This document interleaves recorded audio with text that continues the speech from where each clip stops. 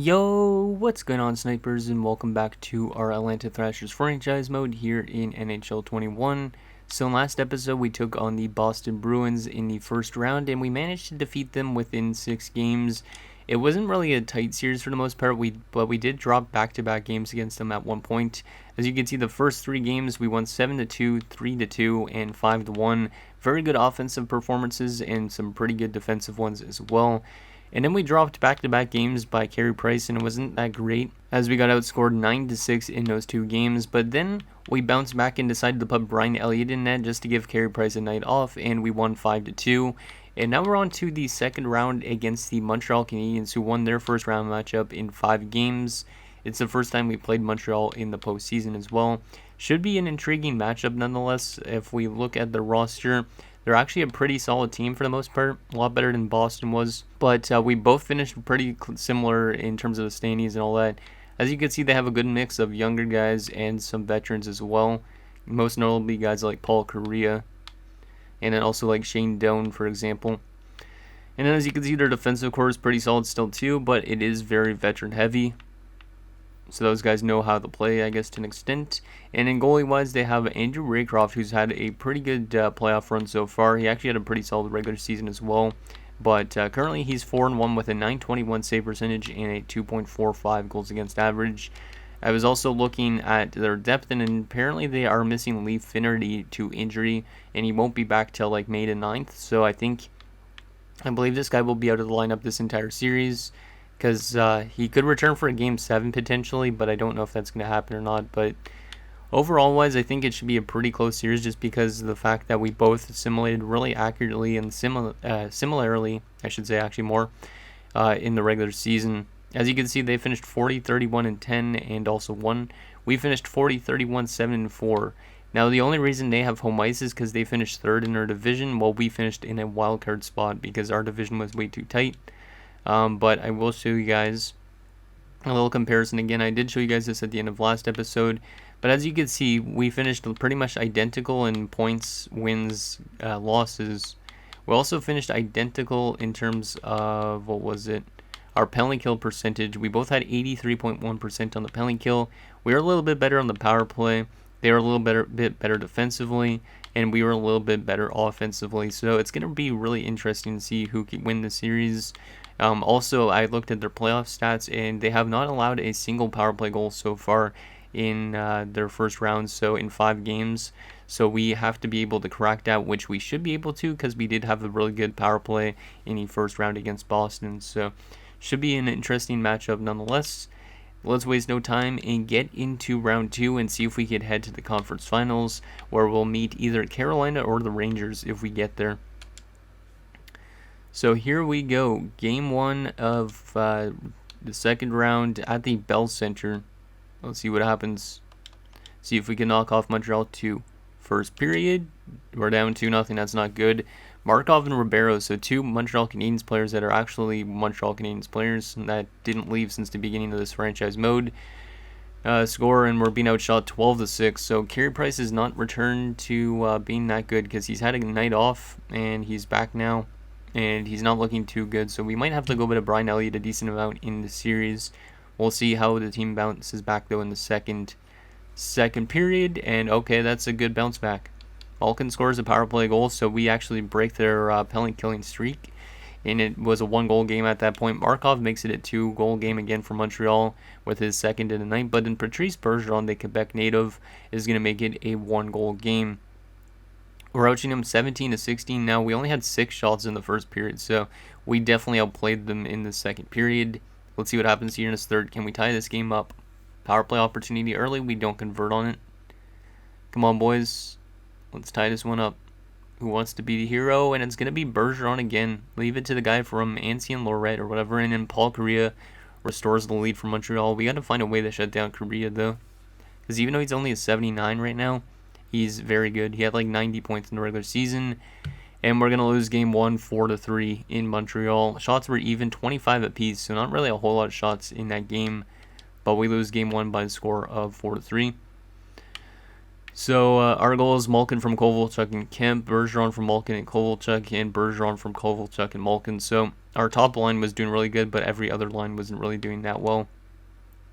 And plus minus wise, we had some really bad plus minuses on our fourth line, which is not good. And then also Martinez and Ferguson were minus, and these guys were really good last round where they didn't allow too much goals against. And yeah, not a really good game from Carey Price. Once again, we might have to go back to Brian Elliott, but I'll see how he plays this game first. Because if he plays bad 2 games in a row, then we just go back to Brian Elliott and see if Brian Elliott can get us back on track again. But it seems like Carey Price is the type of goalie that can't play too many games in a row, or else he just ends up giving up too much.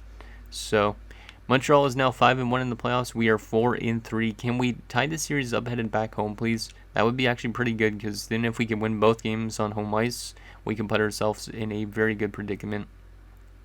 So here we go, game 2. We're not going to make any changes just yet. Let's see if we can tie the series up. First period, and okay, Carey Price, you're not playing next game. You let in 3 goals on 9 shots in the opening period. Reisner, Markov, and Korea. Markov has literally got like 3 goals in 2 games, which I don't understand at all, because he's a defenseman. But yeah, this is not looking good for our team so far.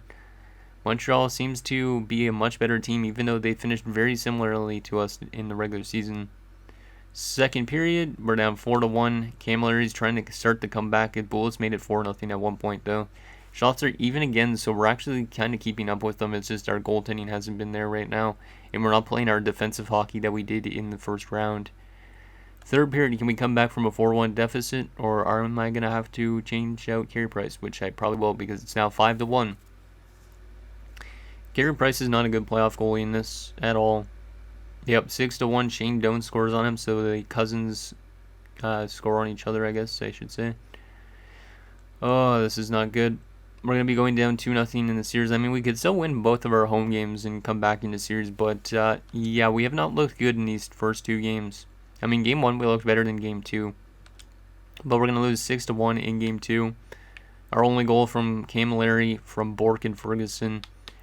We're going to have to make some line adjustments. Let me just take a look at the minuses. Yeah, there was nobody plus in that game, and Carey Price is completely dropping the ball.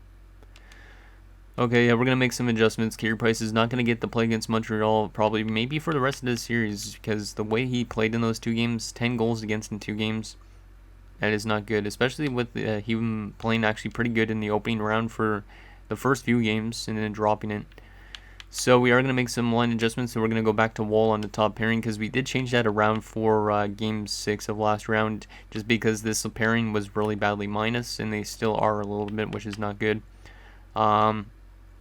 And yeah, we're going to go back to Brian Elliott. I think I might put in some of our depth options. I think I'll give Scavello the opportunity to play over Frolov. Even though Frolov had a really good first round, I'm going to take Frolov out and throw in Scavello.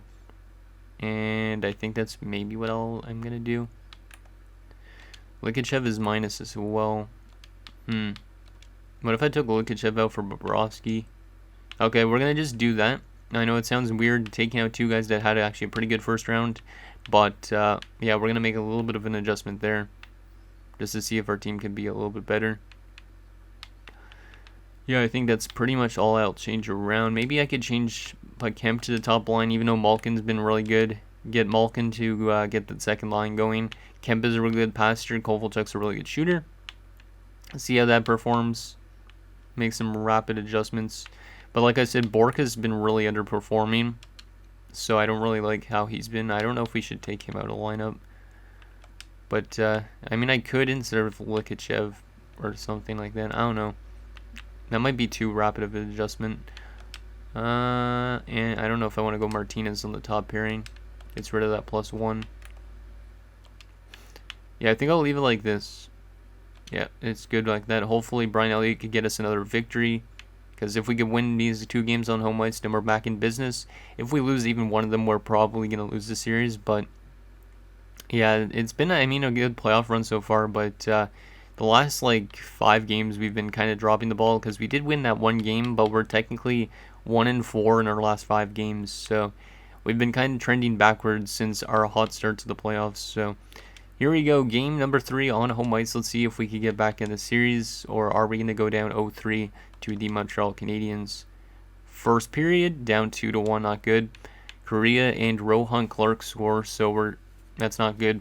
We're being outshot 12-9, so it's still a kind of a close game. Houghton with our only goal, but hopefully we could play a little bit better defensively in the second period. Second period, 3-3. Okay, I'll take that. Bork and Bobrovsky score. So Bork hadn't scored in a while. I called him out, and he finally scores. And then Bobrovsky gets thrown into the lineup, and he gets a goal. So that's also really good. And Bullis tied it up for them, though. So it's a 3-3 game. Shots are 22-21 in favor of the Habs. Let's see what happens here in the third. Come on, boys. Penalty kill. Oh, my God, Korea. We can't contain Paul Korea, but we can contain Joe Thornton in that first round for the most part. We're going to be going down 0-3 in the series potentially, right? Or are we going to tie it up?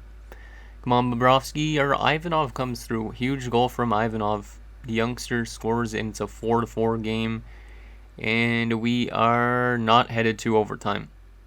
Screw you, Paul Korea. Man, I like Paul Korea as a player, but damn, he just is destroying us right now. And we're going to be down 0-3 in the series. He picks up the hat trick in this game. 2 of them are on the power play. We gave up 3 power play goals, actually, so our penalty kill might need some adjustments. But we were that close to going to an overtime situation, and then 56 seconds left per Paul Korea scores. So even with Brian Elliott in our net, it doesn't seem to be helping us right now. I mean, at least we had 3 straight goals, but still. But Scavella and Bobrovsky showed up and got points. Scavella actually had 2 points in that game in his first playoff game back in the lineup, which is a good thing. But we actually didn't have any minus players, surprisingly. It was just the goaltending that it came down to. Yeah, I don't think we're going to be able to win this series. The way Montreal is simulating right now with their veteran players, I don't think we're going to be able to come back from this. They're 7-1 in the playoffs now. I don't know if we're going to win 4 straight games, but if we somehow do, then that's going to be incredible. But if not, we're going to be going out in the second round when there's a lot of 3-0 series right now. What the heck? Every series right now has a chance to be a sweep. Edmonton, Detroit, Montreal, and the Rangers. If every single one of those teams sweep, that would be the first time I think I've ever seen that in a franchise mode. But let's make some adjustments again to our lineup, maybe to our offense a little bit. Or maybe I'll go back to Malkin on the top line.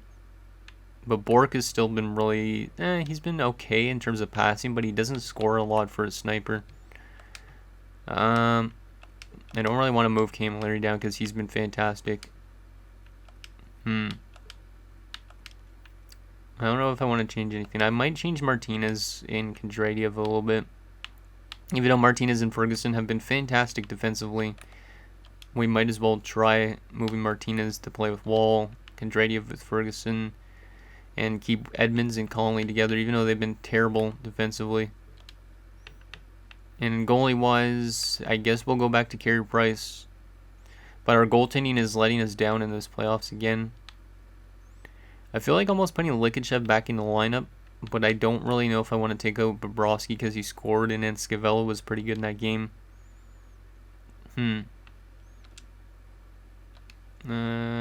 Should I take Brock Bork out of the lineup? He just scored a goal in the game.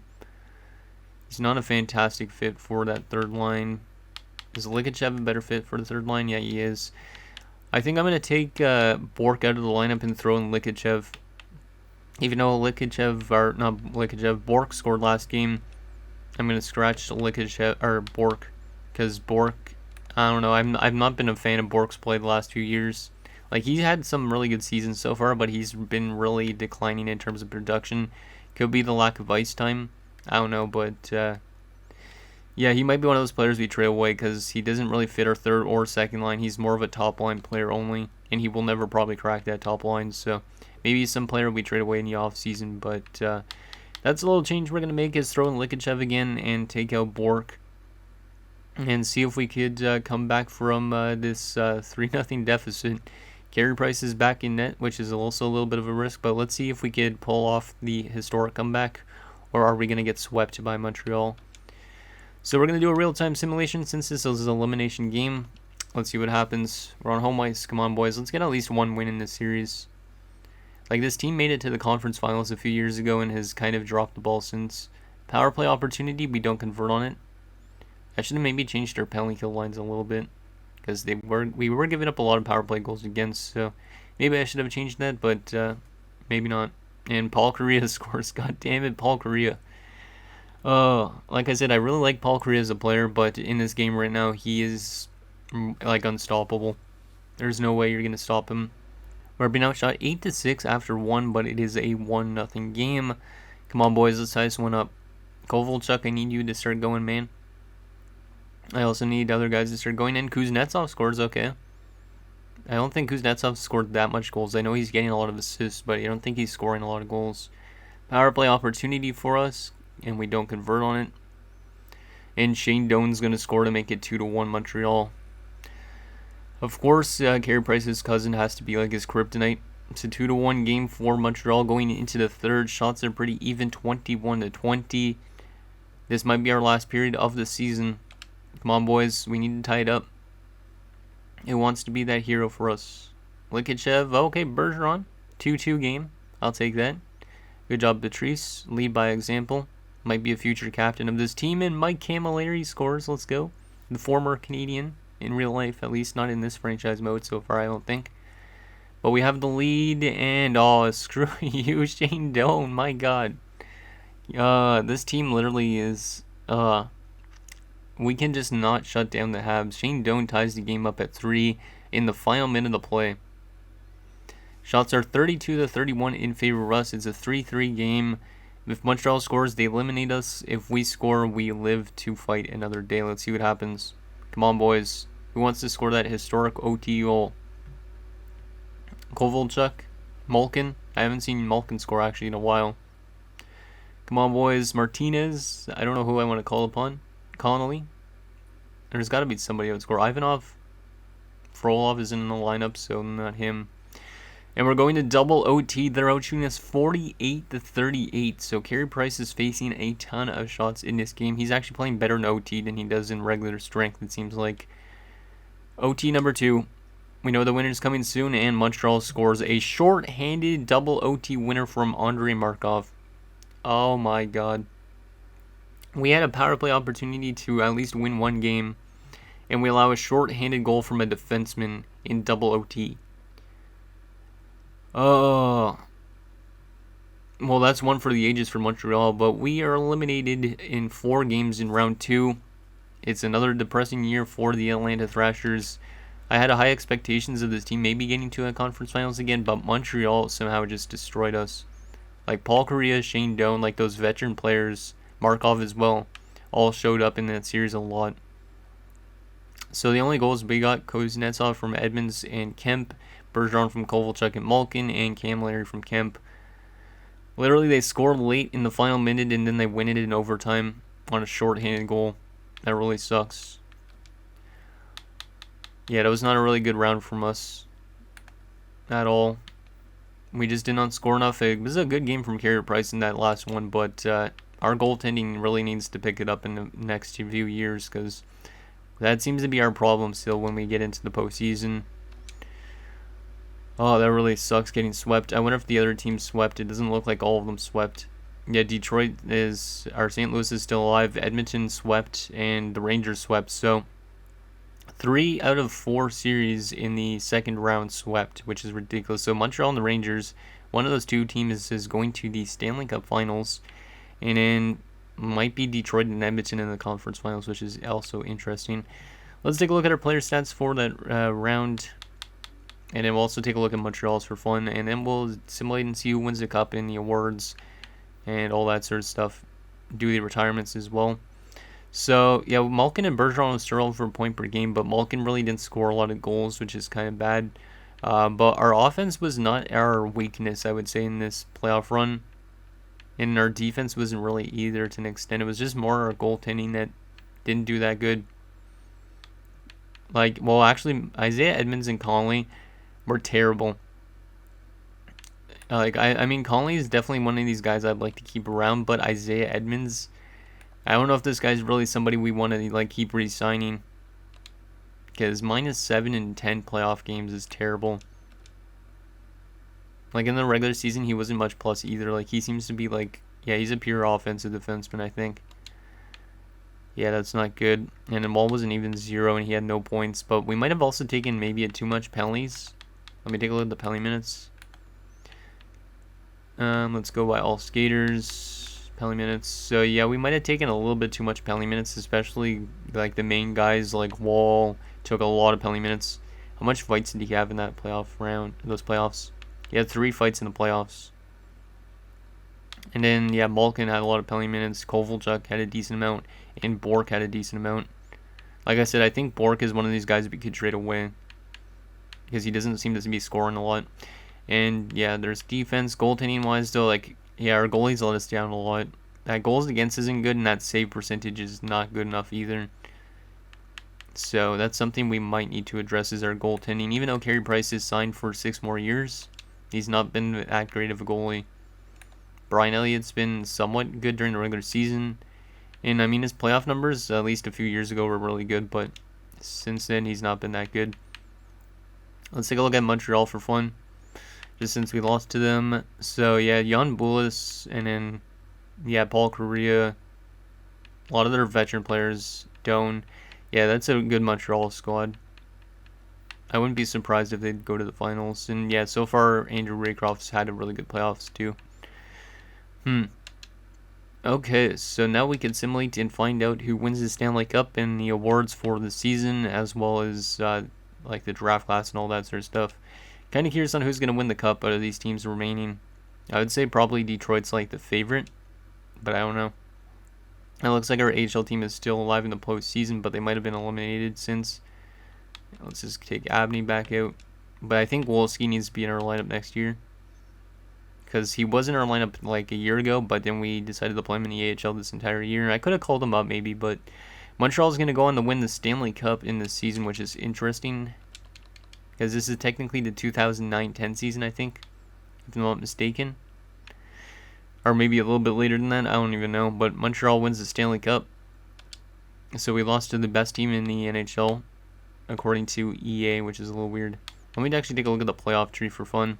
So they end up beating Edmonton in 7 games. So it was a battle of a Canadian team battle in the Stanley Cup Finals, which is kind of cool. And yeah, the Oilers swept almost every single round except for the Stanley Cup Finals, obviously, and then the first round. And Montreal had a really good run going into the playoffs. Like, their only 7-game series was in that Stanley Cup Finals. Like, they technically went 16. They went 12-2 to get to that Stanley Cup Finals. So, yeah, that's a really good veteran team. Let's take a look at their awards, see who won some other stuff. So Montreal, the Stanley Cup. Edmonton was the President's Trophy winner, and it was Edmonton-Montreal Stanley Cup Finals. Actually, Montreal made it to back-to-back Stanley Cup Finals. Didn't realize they were in the finals last year. And they lost to San Jose. But Hemsky wins the Art. Ross, he wins the Hart as well. Brian Campbell is going to win Norris. Bergeron won another Lady Byng. So that's his second Lady Byng that he's gotten in the last 3 seasons. Karkner will win the Calder. Bufflin wins the Conn Smythe for them. Schroeder for Colorado is going to win the Vezina. Pecorine is going to win the William M. Jennings. Dale Maestro for the Rangers is going to win the Bill Masterton. Powell for Chicago is going to win Jack Adams. Bergeron wins another Selke. I don't even know how much he's won at this point, but he just keeps winning them. Hemsky wins to Lindsay and the Maurice Richard. So a good year from Alex Hemsky. Just did not get that Stanley Cup win. And AHL-wise, we actually had a lot of AHL awards, I actually realized. Yeah, because Christie won the best defenseman in the AHL. Jackson Robbins won the best goalie in the AHL. But unfortunately, this team did not win the Calder Cup. That's interesting. I don't think they did, at least. Let me just take a look at the playoff tree for the AHL. See how far they actually got. So, yeah, they got to the second round and lost in 6 games to the eventual champions. So, pretty much similar to us. Interesting. Now we can find out the retirements and all that stuff. Just to see who ends up leaving. So, Columbus has got the first overall pick, followed by LA, Dallas, Nashville, and New Jersey. Interesting. One of the New York teams has like a lot of picks. It's probably the Islanders have like 3 picks in the top 10. Damn. So who is going to retire this season? We're probably not going to lose anybody, but still. Pavel Bure is the biggest name that retires. He was over point per game. Jaromir Jagr is going to retire in St. Louis, which is really weird. Yashin, damn, yeah, some big names actually retired. Shane Doan retires after beating us in that final minute to keep Montreal alive and winning as a Stanley Cup champion too. It's good to see him at least win a Stanley Cup though, because he never won one in real life. But yeah, this is a pretty big retirement class, it looks like, for the most part. A lot of decent names out there. We also lost to Marty Reisner, who goes out as a Stanley Cup champion. You kind of figure, though, with Montreal that a lot of these guys were going to retire for them because, obviously, being Stanley Cup champions and being old. Brad Tapper, though, retires. One of our former players from year number 1. Yep, he retires. He played in St. Louis, Dallas, Florida, Chicago, and Tampa Bay. Interesting. I think that's the only one I've seen so far. Mike Weaver's another former player of ours. Played a bit in Columbus, Washington, Vancouver, and Chicago. Hal Gill retires already. We had him a few years ago. He looks like he dropped off a decent amount. But he played in Anaheim, Ottawa, the Islanders, and Phoenix after us. Interesting. I'll probably miss some names, but if you guys see any that you want me to bring up, let me know. Or, well, not bring up, but anybody you want me to see, take a look. I don't even know what I'm trying to say now. But yeah, some decent retirements. Andy Sutton, there's another former player. Looks like he dropped off a cliff. Yep, pretty much. Played in St. Louis as well, in the AHL too. So a pretty good retirement class for the most part. Goalie-wise, the best goalie retire is Jocelyn Thibault, who ends up losing in the Stanley Cup Finals. Oh, that's a heartbreaker. He didn't even actually play in the playoffs, though, so he was the backup goalie for them, but still. Kevin Weeks also retires. Martin Gerber, Markkanen, Boucher, Hedberg. Cristobal Huet also retires. Yanni Herme. And Sebastian Charpentier also retires. Peltier too. So a decent amount of retirements this year. I didn't think we lost anybody, right? Yeah, we didn't lose anybody. Kind of makes sense though, because we were one of the younger teams in the NHL. So coach retirements. Did we lose anybody? Yes, we lost Pedro Sandlack, who I think is our head coach. Yeah, I think that's our head coach that I just signed recently. And if that is the case, we're going to have to find a new head coach this offseason, so that's nice. And let's continue to simulate, continue that. And let's take a look if that is our head coach. I think that is, if I'm not mistaken. You guys probably already know, I don't even know. Yeah, that was our head coach. So we need a new head coach this year, which means I will show you guys the coaches that are available in next episode when we actually can get to like free agents and see what coaches are available. But we're going to need a new head coach unless we want to promote Sidor, but I don't think Sidor is the fantastic fit for our team. I don't know. So we'll try and find a new head coach. We only have like 1.6 available though in salary for that coach. And let's take a look at the draft class, the progress reports, and the contract situation, and that'll be it for this episode. So we have, where are we drafting? Probably not that great, or actually maybe pretty solid actually, because we just barely made the playoffs. So we are drafting at 20th overall. Not that bad. Decent pick. Let's just view the draft class at around 20th overall. Damn, an offensive defenseman that was supposed to go first. Interesting. But we're going at around 20th, which means we could maybe go for somebody like Sylvain Fournier, who's a sniper. I don't think that's a bad option because we do need more goal scoring. There's also Zaitsev, who's a 17-year-old center.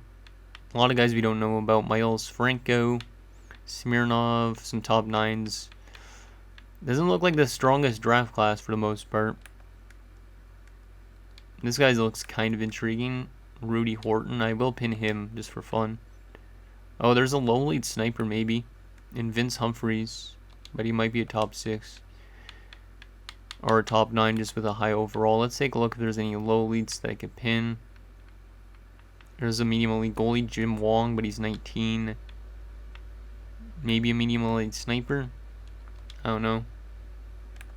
Wait, let me take a look at shooting. B-. He might be decent, but he might not be that good. Let's see low elites as well. Oh, there's a low elite right-handed defenseman that's supposed to go almost undrafted, so we'll pin him for the later rounds. Per Janssen looks decentish. We'll pin him. Oh yeah, there was this Montgomery guy I pinned from the second round as well. He looks okay. Huh. So that's the draft class. Let's take a quick look at the progress reports. See what kind of development we're having. A lot of statistical growth on our team.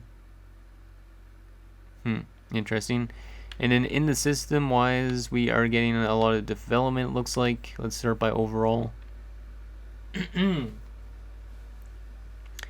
So Ivanov is still there for some reason. Hillen's up to a 78. Gugnon is getting some natural growth finally, but he is still a 77 at 22.